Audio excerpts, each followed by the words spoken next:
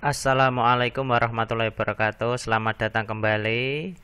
Nah, ini kita mulai hari kelima sampai ke-7. Jadi 1 minggu pertama ya. Ini kolom Winogradsky, apa yang terjadi? Yaitu karbon dioksida meningkat dan mikroba anaerob tumbuh. Ini ditandai dengan warna hitam. Ini juga sering terjadi di persawahan ya. Jadi kalau teman-teman melihat sawah yang baru digarap, baru diolah, belum ditanami, itu biasanya airnya berwarna hitam. Nah, itu adalah kondisi-kondisi mikroba anaerob tumbuh. Nah, mikroba anaerob itu apa? Jadi mikroba anaerob ini adalah mikroba yang hidup di lingkungan sedikit atau bahkan tanpa oksigen. Nah, ini jadi kondisinya tanpa oksigen. Tadi kalau yang sudah menonton video sebelumnya, itu karena proses dekomposisi, penguraian.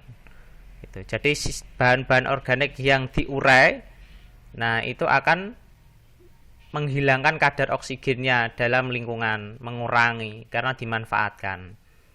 Dan itu akan menghasilkan karbon dioksida. Nah, ini di sini lingkungannya sangat cocok dengan mikroba anaerob. Dia akan tumbuh pesat. Dan di sini juga aktivitas mikroba pengurai juga masih besar.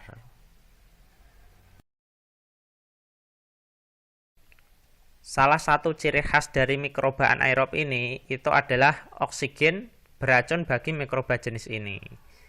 Bahkan tidak jarang ketika terpapar oksigen, mikroba jenis ini akan mati.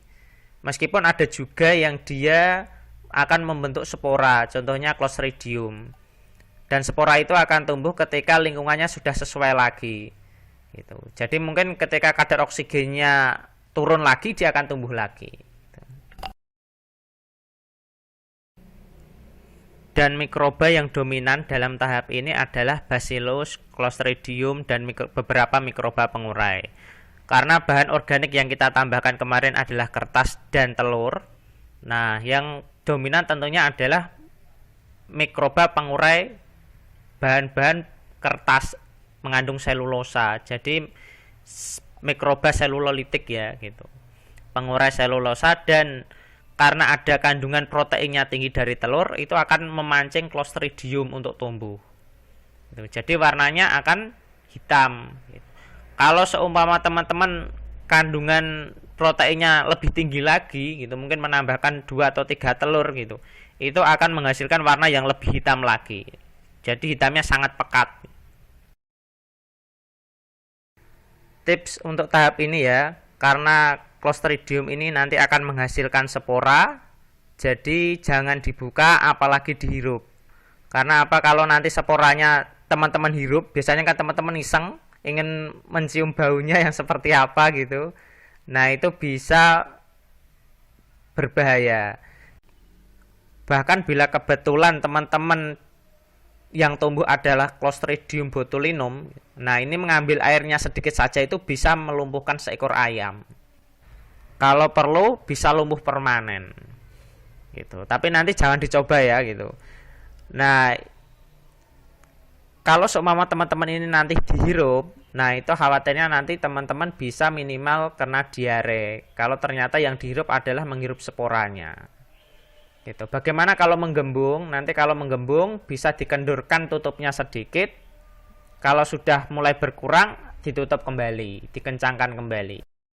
Dan sebisa mungkin untuk tidak teman-teman buka, karena nanti ketika teman-teman buka, kadar karbon dioksidanya akan berkurang.